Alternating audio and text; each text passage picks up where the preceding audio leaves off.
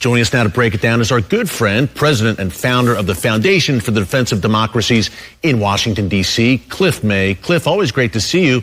You and I were talking off camera, and I thought that President Trump mentioning Iran's missile program, and in particular, Iran building missiles that could reach the United States, was a significant moment. Can you tell us more about those Iranian ICBMs and why they're such a threat to the United States? Yes, an ICBM, as you know, Eric, means an intercontinental ballistic missile. Well, what continent does he have in mind that he wants? Not the continent he's on, and I'm talking about supreme leader, the dictator, Ayatollah Ali Khamenei. He's thinking about, well, death to America, which has been the chant, the vow, the policy of the regime since 1979 when the Islamic Revolution took place. So if he has nuclear weapons and he has intercontinental ballistic missiles, he can threaten any city he wants to in the United States. We have some missile defenses, I would say, and I know the president believes this, we don't have enough. That's why he's talked about building what he calls the Golden Dome, which would be a much stronger missile defense system. Yeah.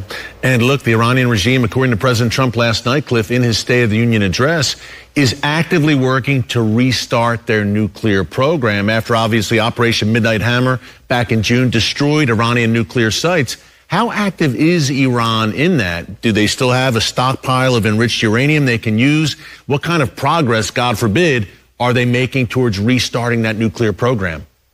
We don't know exactly. The best experts would tell you. Don't forget that the highly enriched uranium, even if you bomb it, doesn't disappear. You can dig it up and then you can utilize it again. Fordo was one of the nuclear weapons sites under a mountain that President Trump hit using B-2 stealth bombers and massive penetrating bombs.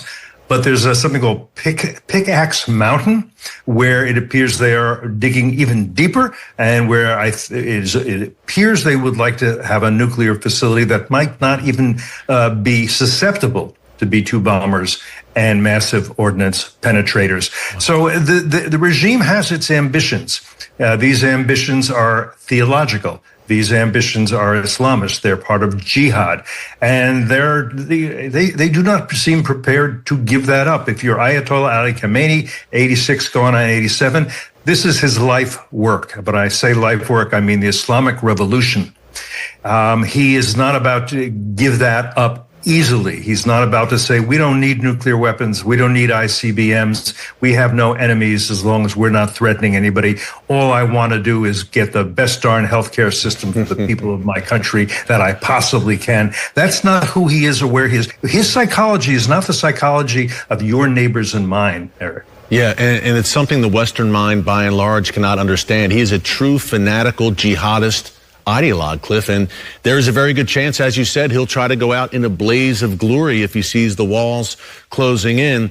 The regime President Trump has laid out needs to give up, obviously, its nuclear program, the ballistic missile program, its support for proxies in the region. Iran says we're not doing any of that. Another round of talks tomorrow between the Trump administration and the regime. But it seems like military action may be inevitable here, Cliff. Can you talk a bit more about the significance of the massive U.S. military buildup at Iran's doorstep? It doesn't seem coincidental. I agree with you. At this one point, I just want to throw in, when they come back to negotiations, which are, by the way, important to say, they have not been direct negotiations. Yes. The Iranians don't want to deign to sit down in the same room over the same table with the infidels.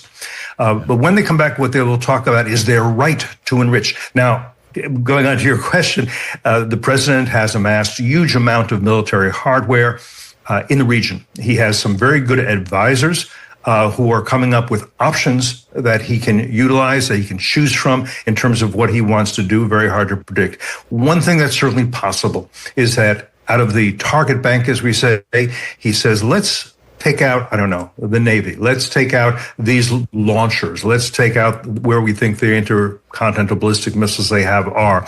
And we can talk about other targets as well. And then I'll go back to the Ayatollah and say, are you sure you don't want to reconsider and maybe make a deal with me? But as I think you've indicated, I hope people appreciate this, a deal is the euphemism for the regime, this anti-American jihadist regime, bowing to President Trump's demands. That's what it has to be. You don't, people say, can't you have diplomacy and compromise? Their demand is death to America. Our demand is America lives. I don't think you want to split the difference here. No, Cliff, about 45 seconds left. You and your team at FDD have done a better job than anyone over the decades of drawing attention to the Iranian people, the plight of the Iranian people. President Trump mentioned it last night. This would be a new day for the Iranian people. About 30 seconds. Can you tell us what the downfall of this regime would mean for the great people of Iran? The great people of Iran, they have lived through this terrible experiment of being ruled by Islamists, being ruled by jihadists, having a ruling class that is a theological class, a theocracy. They know it doesn't work. I would say, I don't think this is a rough guess, but 80% of them are sick of this.